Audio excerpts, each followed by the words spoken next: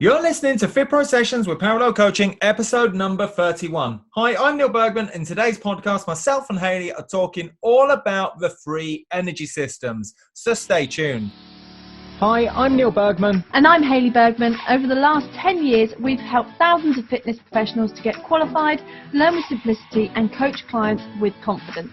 We're the first to say that learning and being a FitPro doesn't have to be hard work, and that with the right structure, support and resources, you can become a confident and knowledgeable fitness professional that is dedicated to more. So how do you learn, qualify and kickstart as a FitPro? This is the FitPro Sessions podcast with Parallel Coaching. Free is a magic number. Oh, yes, it is.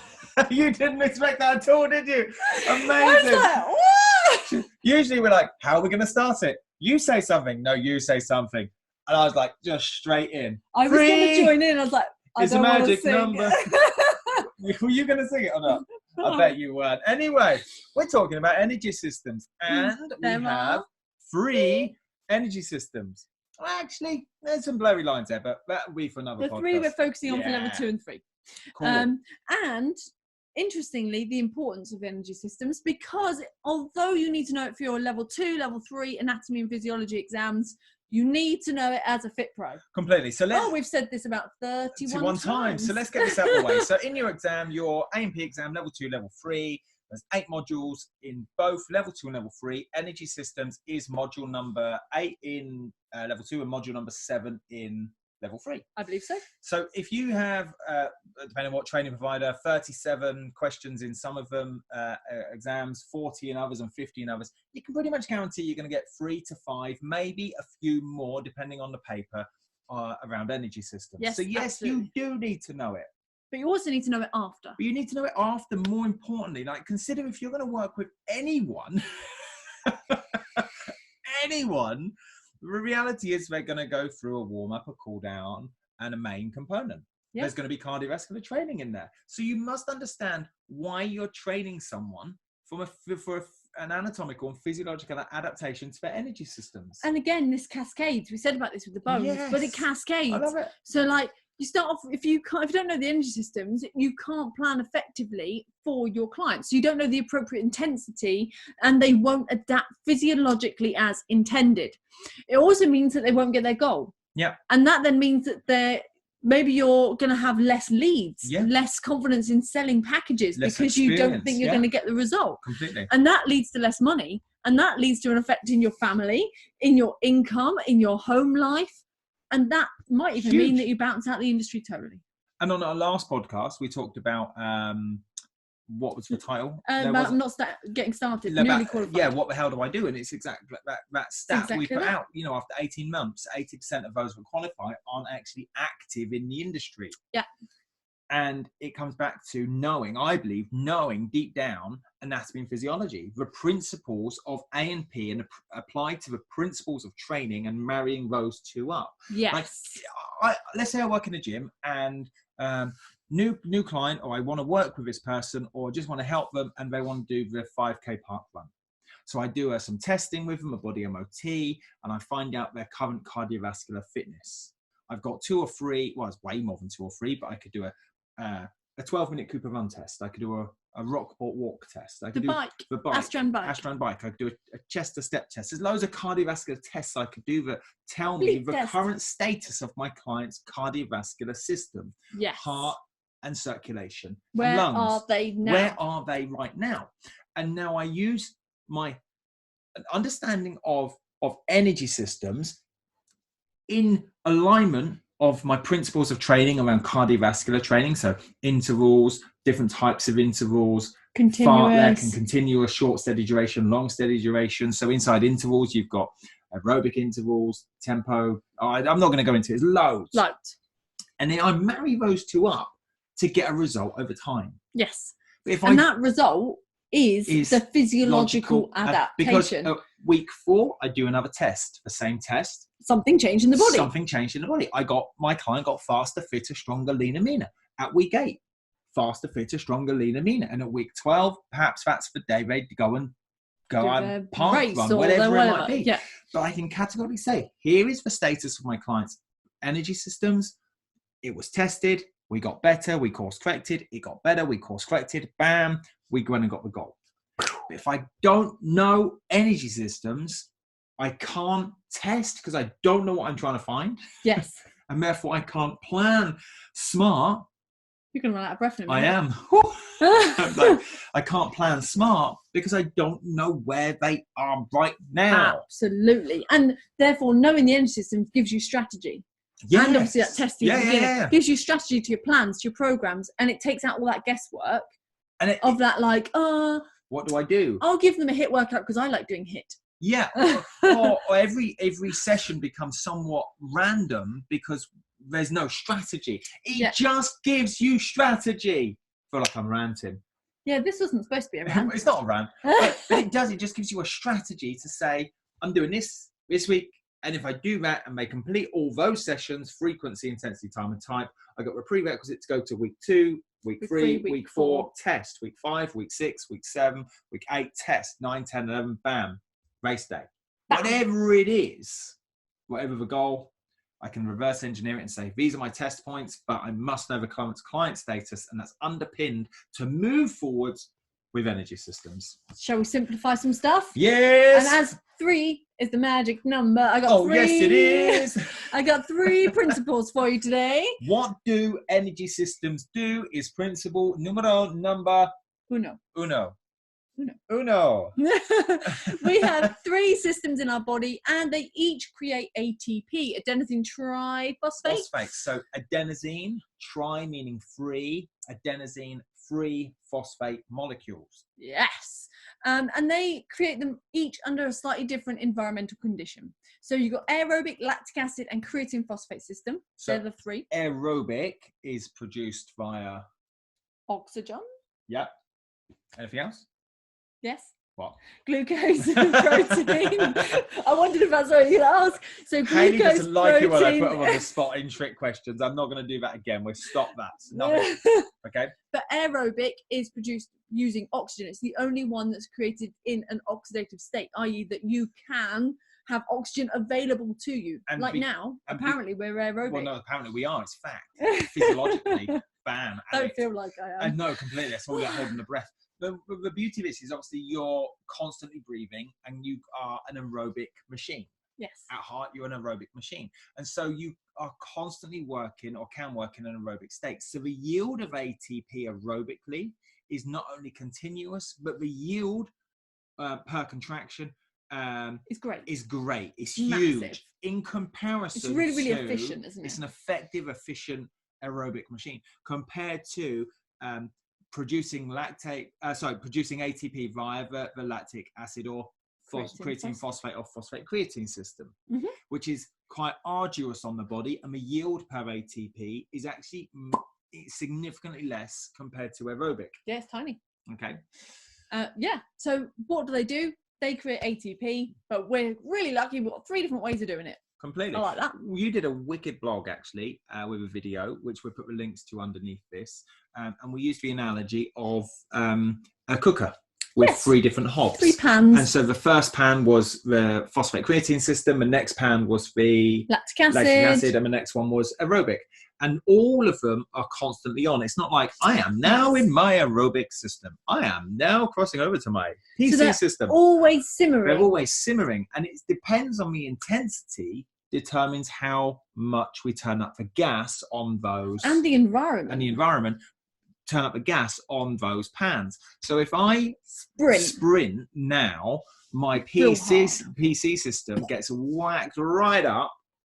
The intensity, the heat goes all into that one pan, but it is only going to last for maybe 6 to 8, maybe 10 seconds. But the others are still on. The others are still on. They're just not the primary. I can't get my words out. The primary ATP source. Yes. And if I carry on running, I go past the PC system into the lactic acid system, and that's going to last up to roughly 3 minutes. Yeah. Okay. And then beyond that, then those 2 get pulled right down to a very low heat, and I become an aerobic monster. Now, it's hard to explain because it's not tangible. They're always being turned up. So as I turn up the heat on my PC system, I'm slowly also turning up the heat on my lactic acid system, because there come a point at 10 seconds where I cross them. And so then one gets slowly turned down and one gets slowly turned up. And at the same time as my lactic acid system gets turned up, my aerobic one starts to come up to the simmer and the boil. Amazing. And they're constantly working in synergy with each other. That's the word. There we go. I like that. Should we dive into each of them a little bit deeper? Principle number 2. What are the 3 energy systems? I think we nailed that one. Yeah, you nailed that already. Should we do the nitty-gritty info of it? Yeah, so we kind of assume some knowledge. I call it the phosphate creatine. You've written creatine phosphate. So if wherever you've learned, they're PC, CP. both the same thing. So let's say, for example, we did something very explosive. Let's say sprinting really hard, or lifting something for 1 rep. So that could be, say, 1, 2, or 3 rep max on a deadlift. We would be using the phosphate creatine system. It's going to, last 10 seconds. So that's it. Usain Bolt, 100-meter sprint. He's just a PC machine. PC machine. A computer. He's a parallel coaching machine. I was thinking like a PC. Okay, that's why I think it's why I do phosphate creatine, because it's PC and it's parallel coaching. Oh, yeah. Okay.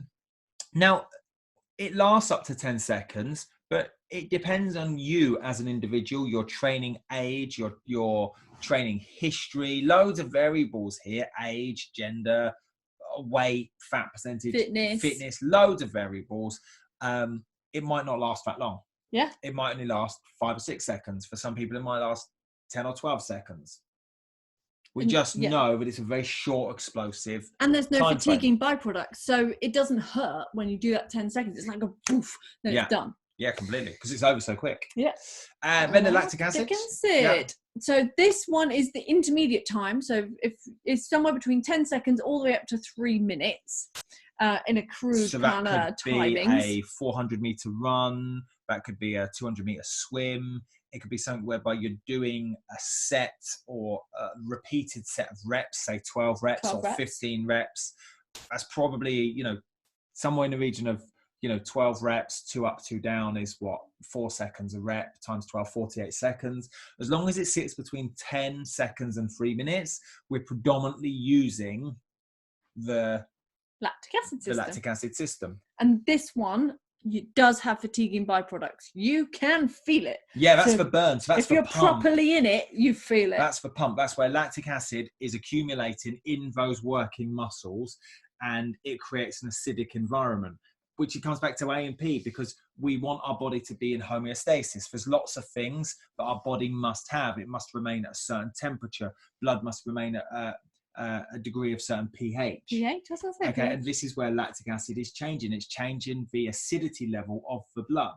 Which your body's going to then go, you need to stop running now. And so the brain is going to put on its defense mechanism and say, slow down, stop lifting, stop doing this. It's not conducive to the environment I want. And so you're going to have this autonomic response in the body. That's nervous system, which is another module. But you see the cascade link here. It's now telling your body's now giving you all the key signals to stop what you're doing. It doesn't like the stress. And that's all exercise and you can build is. Up your tolerance. And that's what training is. This is why we must know it, because we must know where the client starts, current status, what is their tolerance to lactic acid.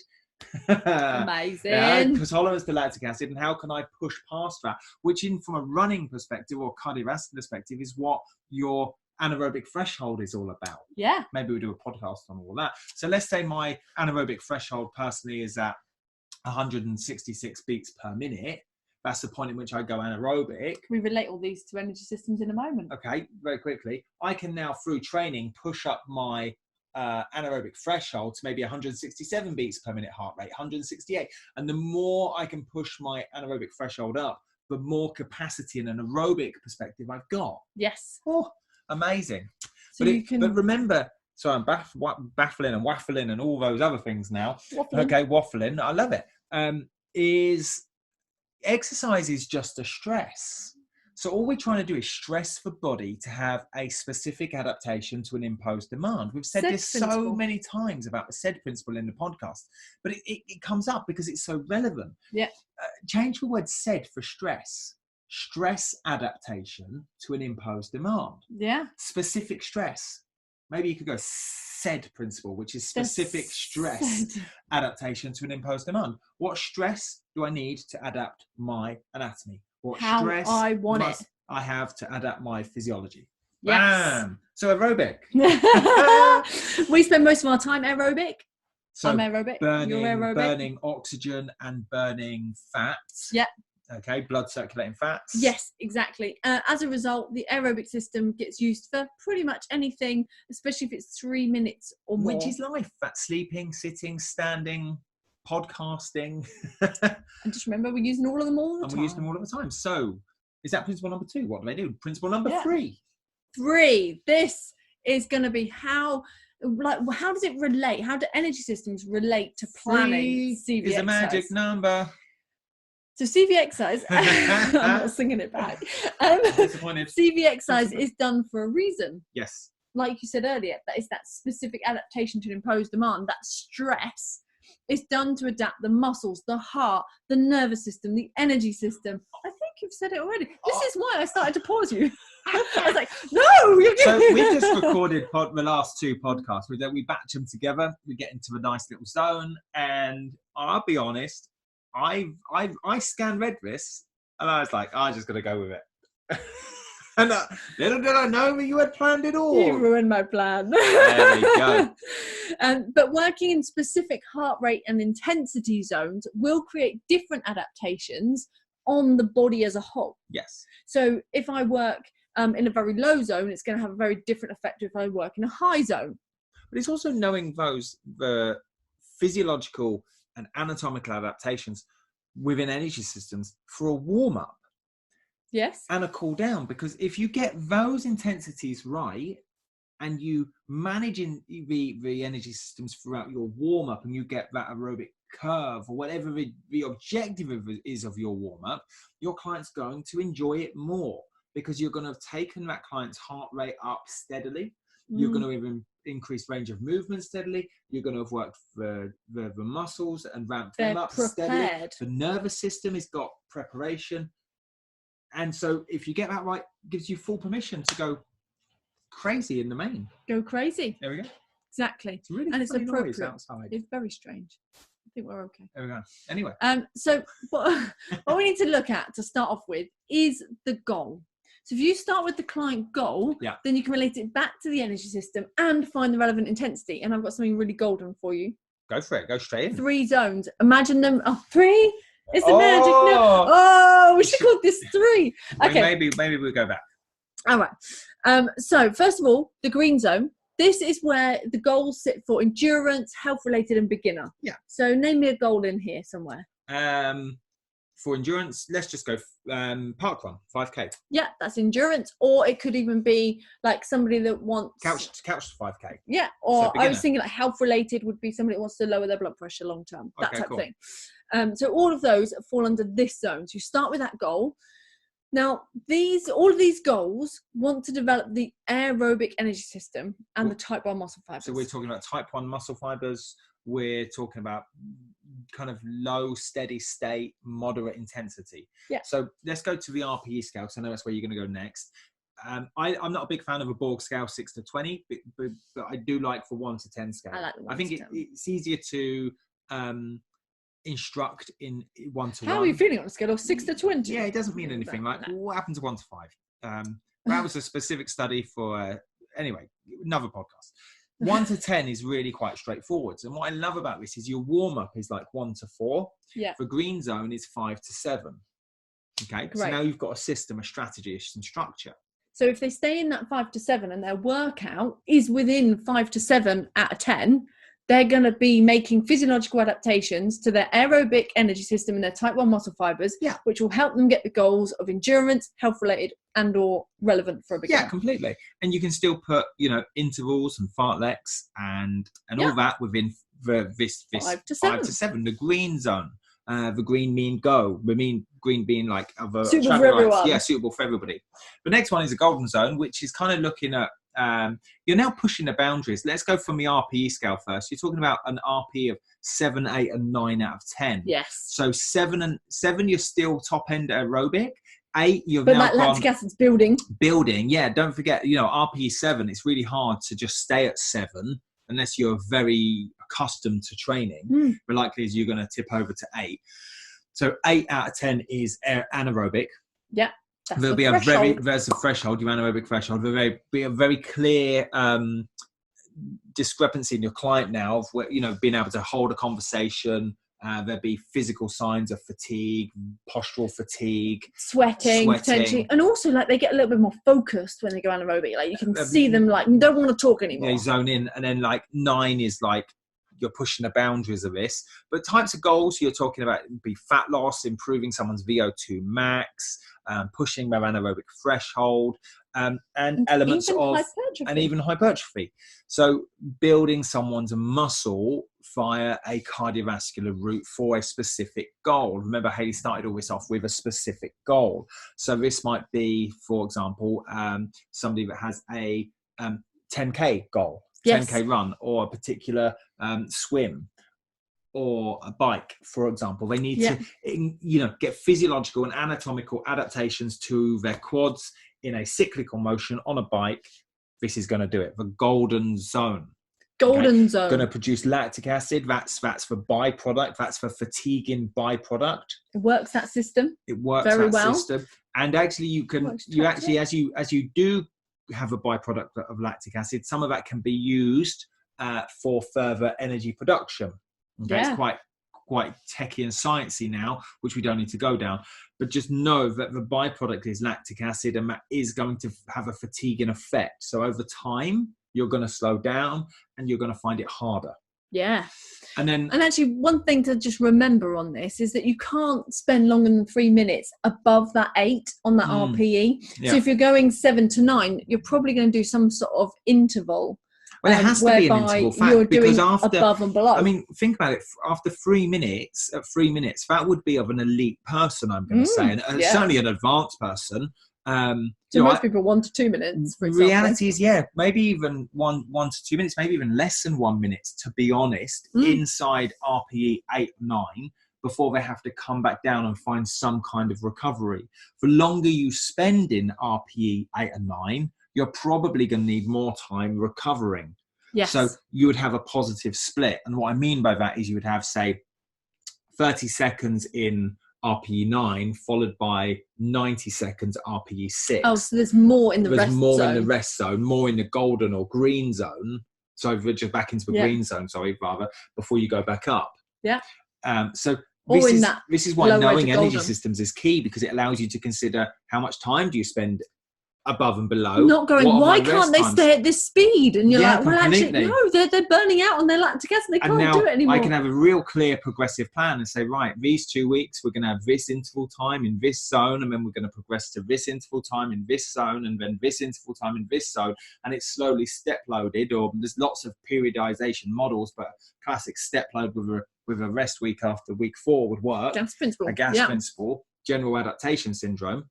Same as said, but it allows you to go, I've got a strategy, and this works. Yes. I'm not guessing.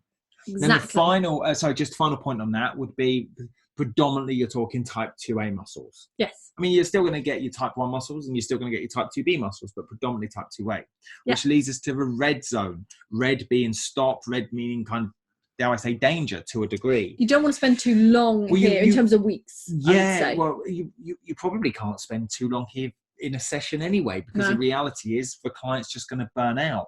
And, human beings, we do more of what we enjoy. And I'm going to be honest. Right? I'm going to be honest. I don't care who you are, what you say. No one enjoys this zone for too long. No. Because the byproduct is just fatigue and being sick and head in the bucket. Like, you ain't going to be We're talking RPE 9 and 10. 9 and 10. And people that go turn around and go, I love it up there. The reality is you're probably not a true 9 or 10. Probably more like an 8. More like an 8. Yes. So red zone is like speed, power, explosive, absolute strength. These would all develop that creatine phosphate because it's all within, 1 to 10 seconds. Yeah.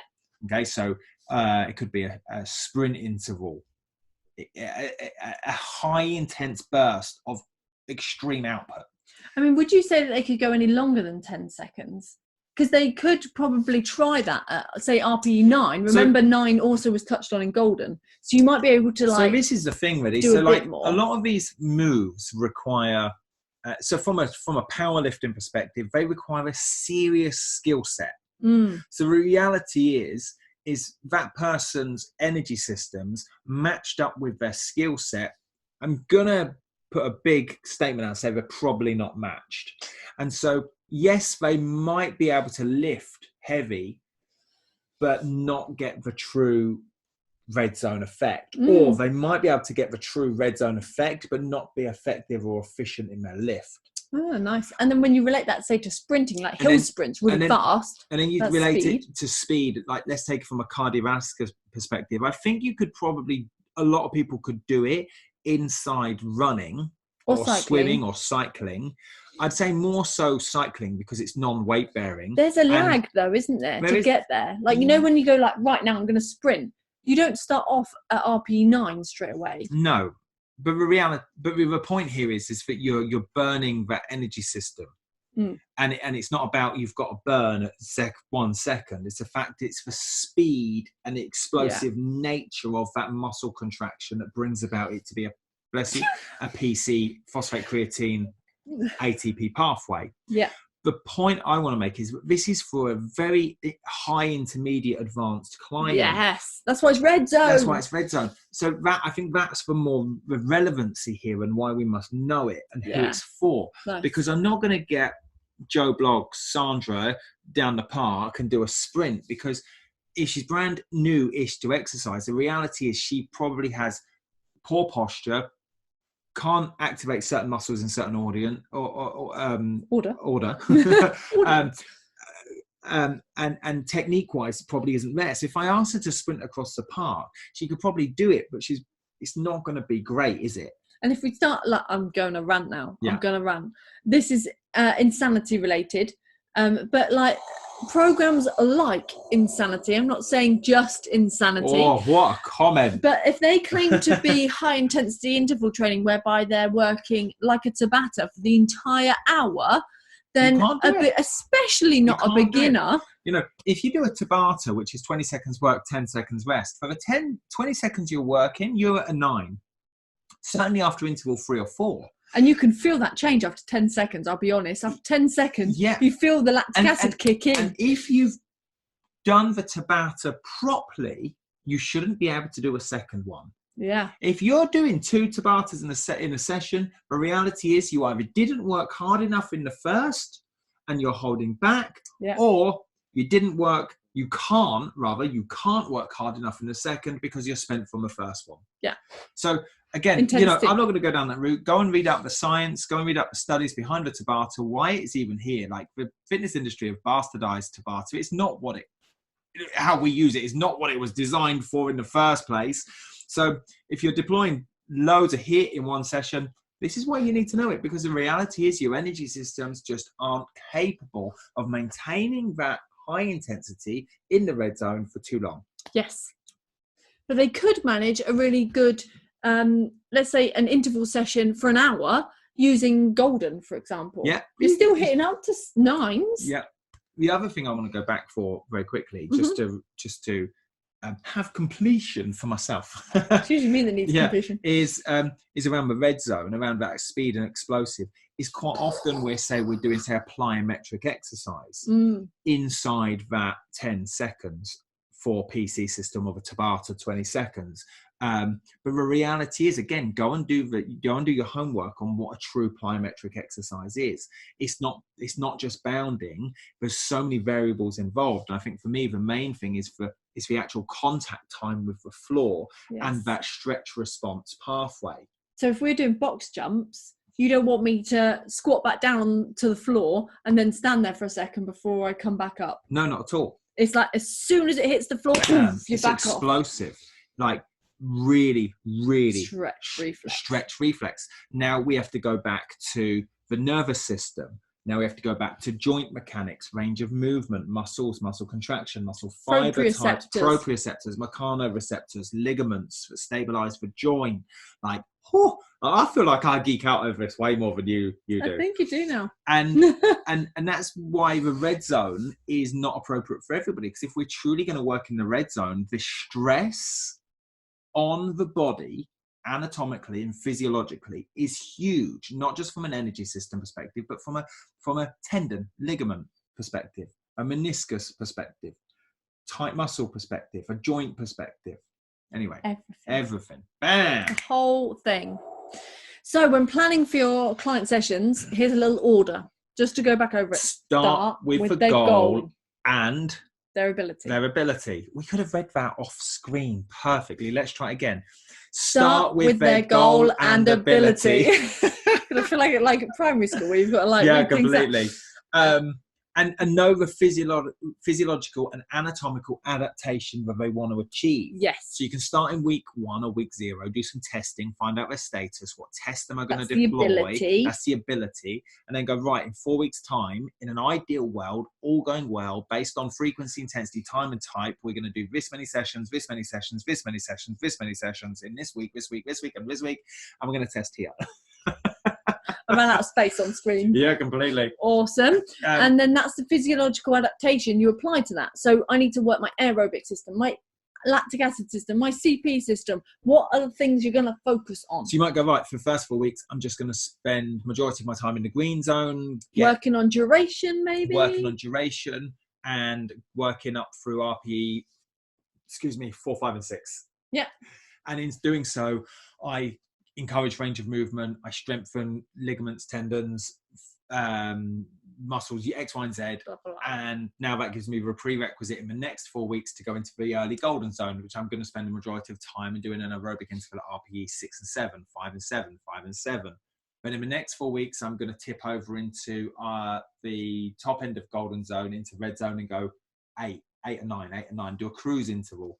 1 minute RPE 8, 1 minute RPE 7, 1 minute RPE 8, and so on. Build up that duration, and then in the next 4 weeks or 2 weeks, go into the red zone before I then come back out into the golden zone before race week. I've just done a progressive plan in like 60 seconds. That's how you can do a periodized plan using these goals. Like the zones just simplify it so easy. I love it. And then obviously you know which heart rate zone. And then you can clearly say, well, so RPE 5 is going to be 50% effort. Yes. So you just add a 0. 10, so it's going to be. And so now you can work out like. I simplified maths. Yeah, based out of your testing in week 1 or week 0, you now know that they're 80%, because that's the point. Because obviously 8 out of 10 is anaerobic. 80% of where their anaerobic heart rate is. You can now work out what their 50% would be.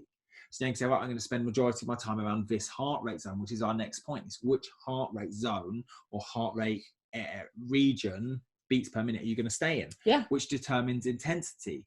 It's only then can you then figure out, well, I'm going to do a short, steady duration because I'm going to focus on time. I think time's like the key variable. Frequency and time in that session, time in that stress, time in that specific environment is key. Timings up, timings down. Timings up. And total duration of timings are there, and then allows you to then go into intervals or fartlek and deploy those aerobic intervals, anaerobic intervals. Use loads you can go through, and it's only then can you then figure out, well, what machine am I going to use?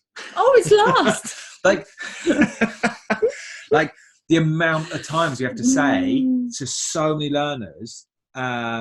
The exercise doesn't matter. The exercise doesn't matter, because it really doesn't. Because if you get the A and P back in it, and the strategy, the systems and tools, your knowledge, your confidence, well, it doesn't matter what I do it on. I could do it in the pool, do it on a bike, do it on the treadmill, do it outside, do it in the appropriate environment. It would make sense if a client has a running goal to do it running. Because it's specific. But then saying that, there's also a lot of science and validity around doing cross-training as well. So going on a cross-train or doing cross-trainer exercises, not specific to running, but will benefit me running. Yes. Bam. And the final point. Then you can factor in your long-term progression. Yeah, it's simple. And variables, which you kind of said. Going to spend 2 weeks here, 4 weeks here. Bam. If I do that, that's a prerequisite to move on. Change your frequency, intensity, time and type.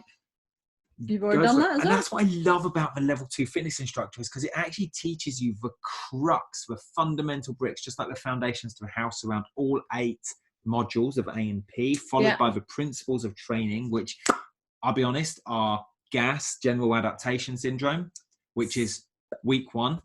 Week 2 gets harder. Week 3 gets harder again. Week 4 is a rest week. Then you've got specific adaptation to an imposed demand, SED, which we now know as SED, which is specific stress adaptation imposed demand. And then you've got frequency, intensity, time and type, which is the FIT principle. Yeah. Bam. Know those and you're sorted. Like if you just and when people forget out, that at level 2, they do the level 2, forget about it. Yeah. Level 3's hard. And so geek out on them. Yeah, and enjoy them. And if maybe you're a new FitPro or maybe you're a veteran FitPro and you're thinking, right, it's not relevant for me anymore. But if you let's take the body coach, for example, like we've all got our own opinion of a body coach, but if you dial in his SSS plan, which I've seen, there's clear progression between the amount of sessions you do in week 1 to week 2 to week 3 to week 5 and week 8 and week 12 and so on. So there's increased frequency. There's clear progressions in intensity from week 1 to week 12. There's clear type of exercises that he gives you on week 1, which are relatively basic, to week 12, which go up in complexity. And then timings of a session in week 1 are very different to the last one. So it doesn't matter how big or successful you want to be, or how long you've been in this industry. Or what type you do. Whether you're a PT, boot camper, a circuit person, a Pilates, a yoga, it doesn't matter. Kids, fitness, older pops, disability, it doesn't matter. If you just worked on GAS principle, SAID principle, and FIT principle, you got it sorted. Bam. Bam, which brings us to the end of episode number 31. All about energy systems. All about energy systems. What I want to know your biggest takeaway. Let us know your biggest takeaway. I'd love that, because we've dropped some serious amount of knowledge bombs in here, which I'm sure have progressed anatomical knowledge. I don't know where your voice came from there. So if you're watching or reading this on our blog, scroll down, you can leave a comment there. If you're on YouTube, you can drop a comment below. Facebook, Instagram, obviously you know how to do it. Just drop a like, share it. And if you're listening in iTunes, leave us a review, because it's your reviews that push this FitPro Sessions podcast up the charts and allow us to get to more people, which is our ultimate goal. Yeah, and subscribe on YouTube. And subscribe across the board. So it don't matter what platform you're on, just hit like. And if you don't like us, go and leave us. Unfollow us. I don't. I'm cool, because every week, whether you like us or not, I'm going to put this out, because I know it helps. So we'll see you next week. So we'll see you, bright and breezy, next week for episode number 32. See you later. Bye. Hi, I'm Neil Bergman. And I'm Hayley Bergman. Over the last 10 years, we've helped thousands of fitness professionals to get qualified, learn with simplicity, and coach clients with confidence. We're the first to say that learning and being a FitPro doesn't have to be hard work, and that with the right structure, support and resources, you can become a confident and knowledgeable fitness professional that is dedicated to more. So how do you learn, qualify and kickstart as a FitPro? This is the FitPro Sessions podcast with Parallel Coaching.